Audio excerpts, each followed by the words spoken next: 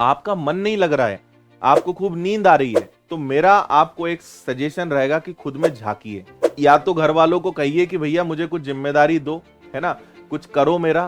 क्योंकि आप अगर बहुत फ्री माइंड हैं, है ना, आपके ऊपर किसी प्रकार का दबाव नहीं है, या आप थोड़े बहुत भी ठीक ठाक हैं, तो फिर आपको किसी ना किसी वजह की, किसी ना किसी जिम्मेदारी की, किसी ना किसी दबाव की जरूरत है ना। उसके बिना कुछ नहीं हो सकता। क्योंकि अगर आपके पास कुछ होगा ना, तो आप ये प्रश्न पूछ ही नहीं सकते कि सर नींद आती है। क्योंकि जिसको नींद भी आ रही है ना, और देखो ये सबके साथ होता है ना, किताबें आप पढ़ने बैठोगे, पढ़ाई लिखाई करोगे, नींद सबको आती है, हमको भी आती थी, है ना, होता है। आज भी हम जब 8-8, 10-10, 12-12 घंटे क्लास लेते हैं, तो आखिरी आखिरी में थक जाते हैं, पढ़ाते पढ़ाते हमें भी बहुत आलसी आने लगती है। जाहिर नहीं होने देते, वो अलग बात है। कोई काम करोगे तो थकोगे तो यार, वो तो प्रैक्टिकल बात है, थकान तो होगी, नींद तो आएगी।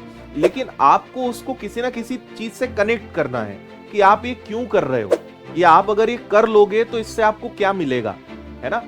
मेहनत में किसी को मजा नहीं आता है, लेकिन उस मेहनत से जो फल मिलता है ना, वो मजा देता है। और आपकी नजर उस फल पे होनी चाहिए, आपकी नजर उस रिजल्ट पे होनी चाहिए कि खुद को समझाओ कि देख, पढ़ लेगा ना तो ये मिल जाएगा, मेहनत कर लिया ना तो ये मिल जाएगा। तो आपको बार बार खुद पे ही हाथ फेरना है, खुद को ही समझाना है कि बेटा करना पड़ेगा, अपने को ही करना है, अपनी जिंदगी है, मेहनत करनी पड़ेगी। तो हमेशा आप याद रखिए, किसी को भी मेहनत करने में मजा नहीं आता है। हर व्यक्ति मेहनत करता है केवल उस फल के लिए, उस रिजल्ट के लिए, क्योंकि मजा उस रिजल्ट में है, मजा उस फल में है ना।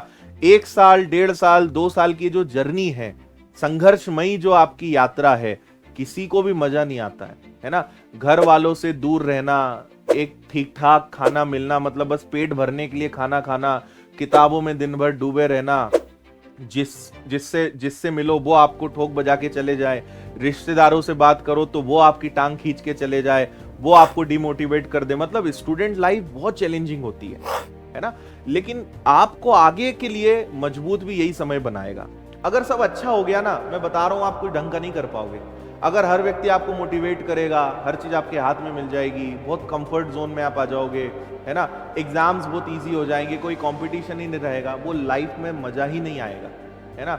उस लाइफ में मजा ही नहीं आ सकता है आपको अगर सब कुछ कंफर्टेबल हो गया तो, है ना।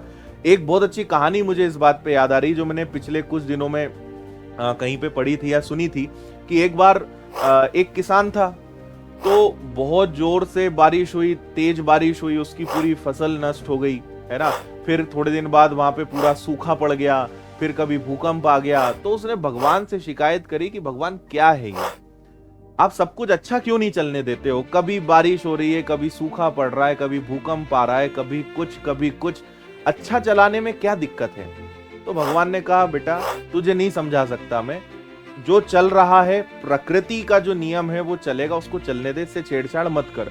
उसने कहा, नहीं भगवान ऐसा नहीं चलेगा, आप ये जो सारा मैनेजमेंट है ना, ये रिमोट कंट्रोल है, आप तो मेरे हाथ में दो, मैं चला के दिखाता हूं कि दुनिया कैसे चलती है और कितना बढ़िया सब काम चल सकता है। भगवान ने कहा, ठीक है यार, चला, तेरी मर्जी है, चल दिया। उसने काम करना शुरू किया, उसने सब समस्याएं खत्म कर दी, सब कुछ बढ़िया बढ़िया कर दिया। बारिश होगी तो थोड़ी ठीक ठाक ही होगी, बहुत ज्यादा नहीं होगी, है ना। जो भी प्राकृतिक आपदाएं वो सब खत्म कर दी, मतलब सारी समस्याएं ही उसने खत्म कर दी। चलता रहा, उसने अपनी फसल लगाई। जब फसल लगाई, 4 महीने 5 महीने बीत गए, और जब वो देखने गया तो जो फली थी उसमें दाने ही नहीं थे तो वो किसी काम के नहीं थे।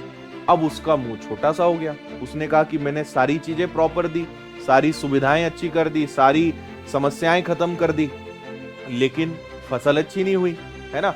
फिर वो भगवान के पास गया, भगवान से कहा, भगवान ये क्या माया है, ये क्या तरीका है, या ये ऐसा क्यों हुआ है कि मैंने तो सब अच्छा किया था, है ना, लेकिन फसल ढंग की नहीं हो पाई।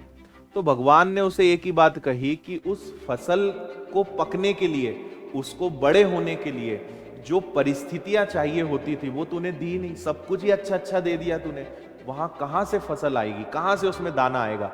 जब तक वो मौसम की मार नहीं झेलेगा, जब तक वो जो पेड़ है, वो पौधा है, जब तक वो विपरीत परिस्थितियों को नहीं झेलेगा, तब तक वो अच्छा नहीं बन पाएगा। तो ये सारी चीजें जो होती है ना, ये तुम्हें मजबूत बनाने के लिए होती है। तो जिस दिन आप इस बात को समझ जाएंगे ना, आपके जीवन से सारे टेंशन खत्म हो जाएंगे।